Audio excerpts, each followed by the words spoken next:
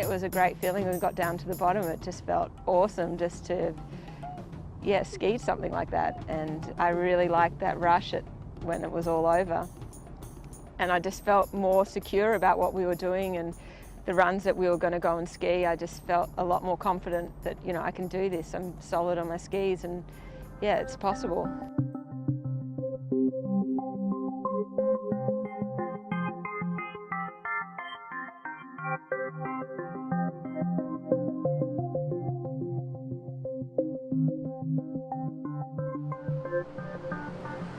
We are rolling into Paradise Harbor right now, and it is unbelievable. It's surrounded by amazing, amazing mountains. It's like my kids waking up at Christmas morning, just like, look at all of this.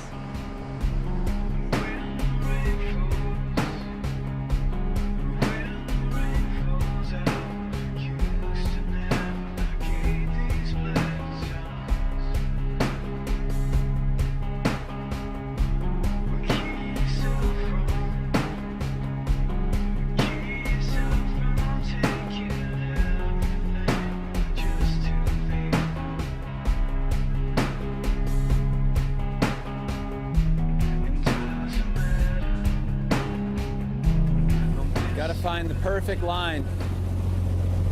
That's what we're searching for.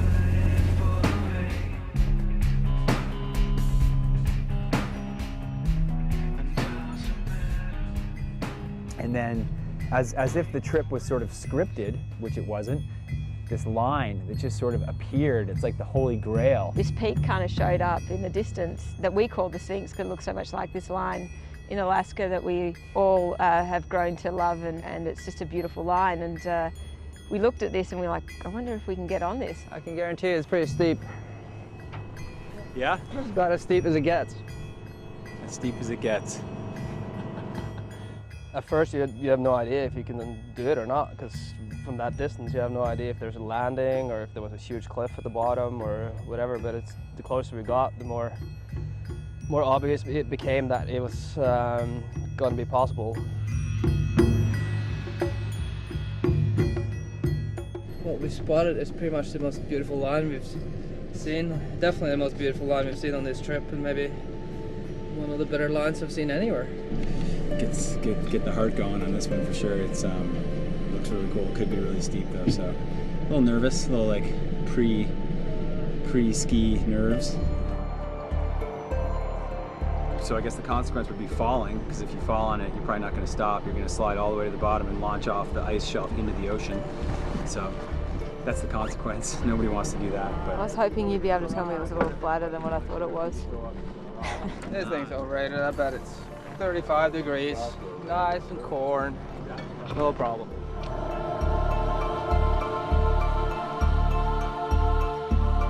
To get up onto the mountain itself, you know, there's a big ice shelf. There's the glacier there. And so we actually had to climb some pretty steep ice with 2 tools and crampons and a rope, and I had to climb up this sort of diagonal ramp that was a little bit of a break in the seracs in the ice or the ice shelf at the bottom. And it was really warm, mushy, wet snow, and it was sort of sloughing away on me, and I'm trying to get some purchase and like using different hand positions on my axes in there, and crampons are sort of sinking, and it's like you're using full body English to like work up this thing, and managed to kind of get up it. And at one point there was just sort of this big slough that kind of dropped away, and I'm thinking, man, is this whole slope just gonna drop me onto the beach?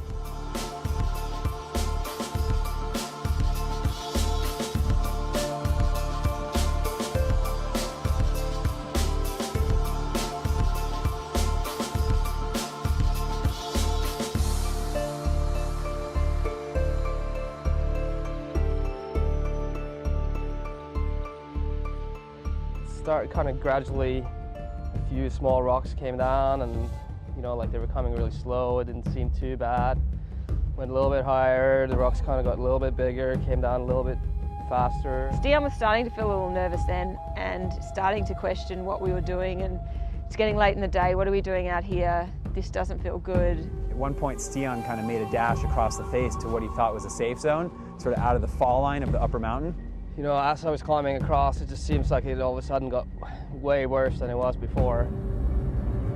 Really big rocks started coming down, and they were the kind of size that could definitely knock you out or potentially even kill you. Andre and I were over on this ridge, like spotting him, just keeping eyes on him, and he gets over there and this really big rock whizzes right past his head. Get your shit on and get out of there! Have you got your both skis on? Hey, little one. Yeah, you're clear. Okay.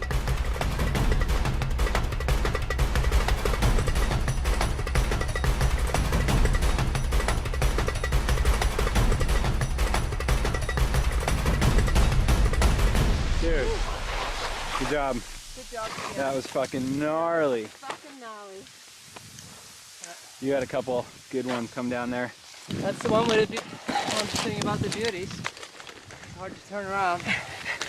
Well, All right, let's make it down, not a beer alive. Whew.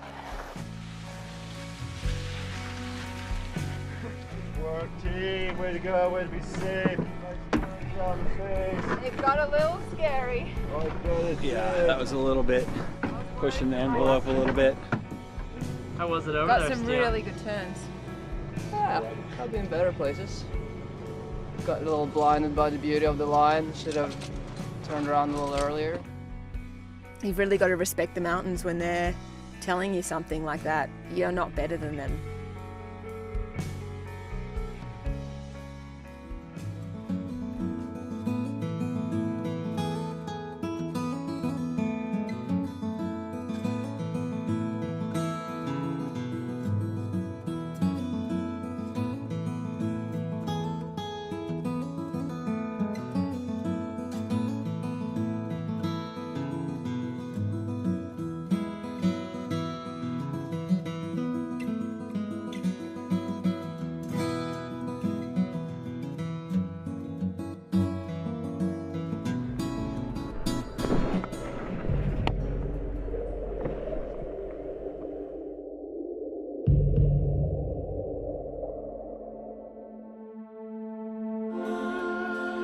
Have a date with the swings again.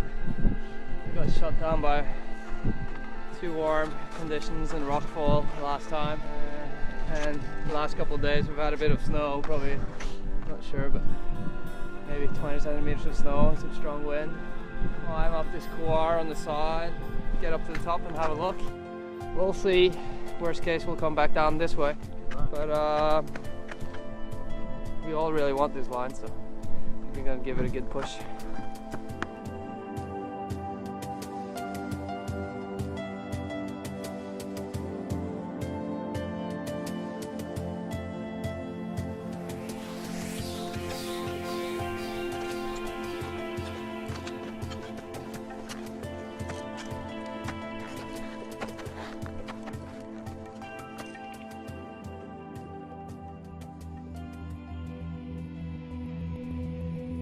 Not afraid to say that I'm a little nervous, but I'm confident. I think it's gonna be fine.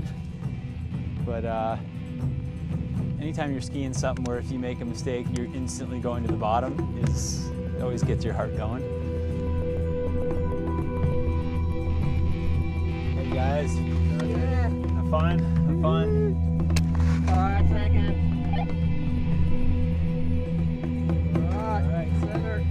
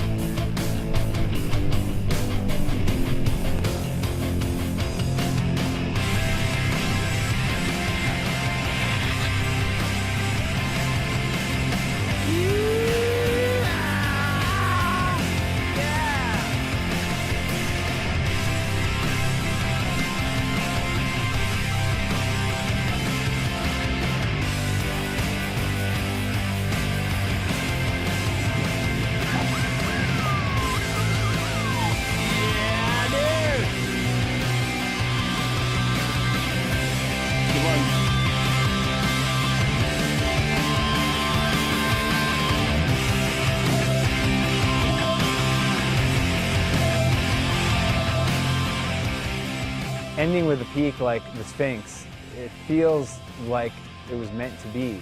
Just being able to get back there and then ski from the summit was, you know, a really cool experience, because it felt like we got turned back, might not get it, and then somehow we got another sunny day and got back to complete it. It's definitely a trip I will never forget. There's just so much to ski and so much to do. We barely scratched the surface of what can be done down there.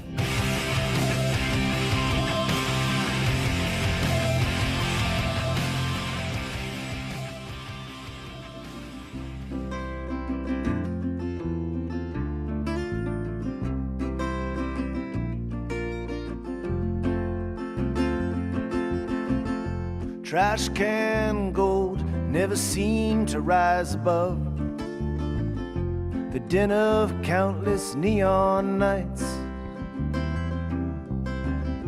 She's talking through the broken rattles of a foreign kind of blinding light.